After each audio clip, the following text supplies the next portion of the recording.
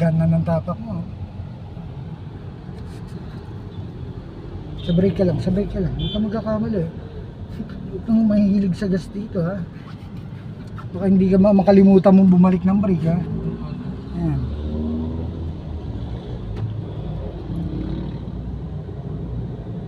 Forma ng brake. Okay, biglang bagal din.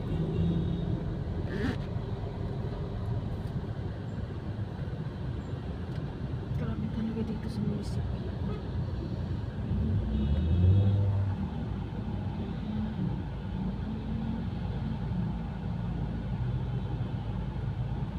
Yung kahapon nga, yung motor biglang tumawid yung tao, na blind spot yung tumama sa manubela ng motor. Sumadsad muna yung angkas niya. Yung babae nun sa naka-backride sa kanya, sinadsad muna siguro 15 hakbang yung Center Island. Kinahid niya muna yung girlfriend niya bago sumimplang ng tuluyan. Kasi napaganon pa siya ng gas kaya kinahid pa niya ng gusto yung gilid ng babae. Talaga naman. Tapos ganito kainit. Diba? Ayaw magsalita ng babae. Sino may sumaklulo naman? Isa ako. Ikaw Ano na? rin ako. Oo. Dito saan po? Madasya? Sa ano yung Cavite. Ganun. Tumawid yung matanda. Tumakbo siya ganun. Na blind spot naman tong isa. Motor. Inabot ng manubela niya. Sumabit. Tinamaan dito sa gilid si Manong. Si Manong malis na nga lang. Hindi na nagpaano eh. Tapos pagkabin yung gano'n, pagsabit na gano'n, napunta sa gilid. Kumahid yung babae. Kumahid ng 15 hakbang bago muna tuluyan sa memplang.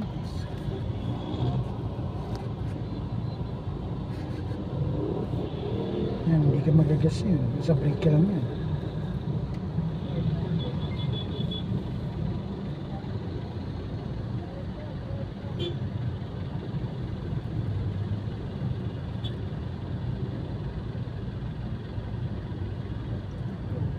Sige, huwag kang matatakot. Hindi mo pwede madaling yan natin.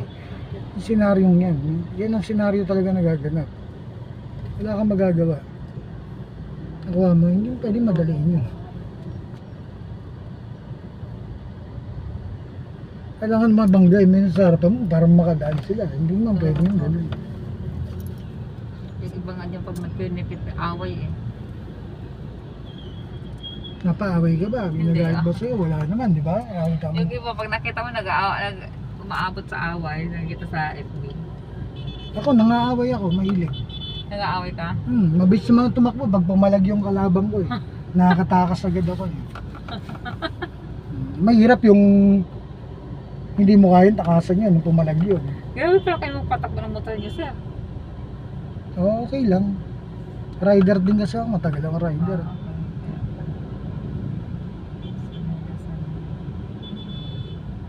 Kaya nga alam kong galaw ng mga motor eh.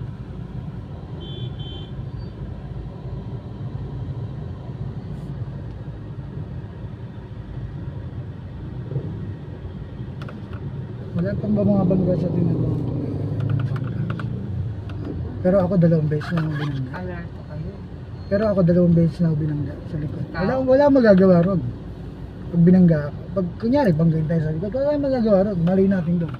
Diba kaya, kunyari nakahintuan ganyan, binangga ka, ano malay natin doon? Oo. Diba? Kasalanan ko ba yun pag gano'n? Hindi ko kasalanan yun. Kasalanan ng bumangga yun. Minsan ganito lang, may nambabangga pa, maniwala ka. Ito lang traffic na to, may nambabangga pa yan.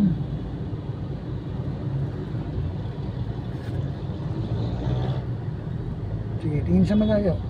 Iwasan mo yung cone. Sige, yes.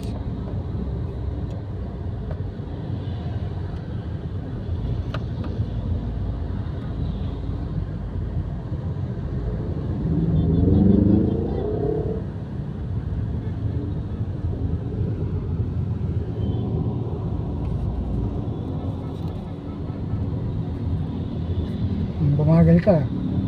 Bagal ang sagot dyan, hindi gas, ma'am. Okay. Yung kasalubong mo kasi ang hinahanap. Yan o, di ba? Ang hirap magtiwala. Lulusot.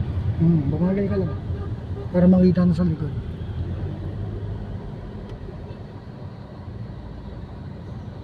Kung man ang tutuloy ha, tingnan mo na, baka matras pa yan. Tingnan mo na yung gagawin niya. Okay, then, mukhang okay na. Titingnan mo pa yan hanggat di natatapos yan ha. Kasi minsan, matras pa yan.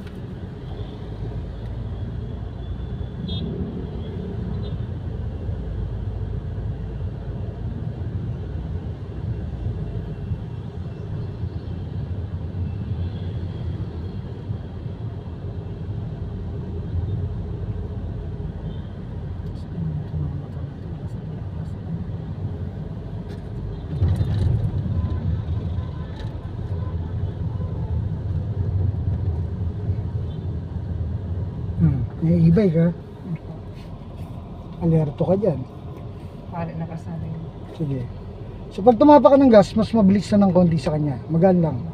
So ganyan lang. Yan, maintain mo lang. Teka lang, hinto mo na yan. Okay. Bubuhay mo yung desisyon ha, nang huminto ka.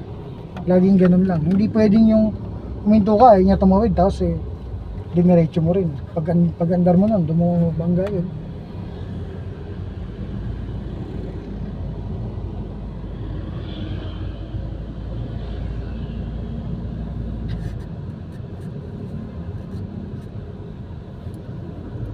Ano ba ito? Tumawid na.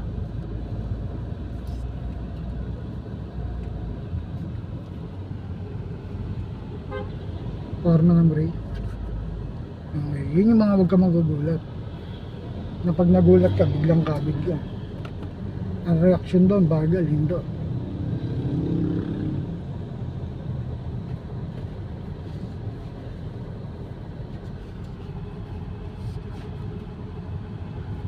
Dito ka na biyan si yan pa ng kapatid mo. Yan, bumagal ka lang. Bumagal ka lang, tumingin ka ng kaliwa, tumingin ka ng harapan. So, ganun kasimple yan.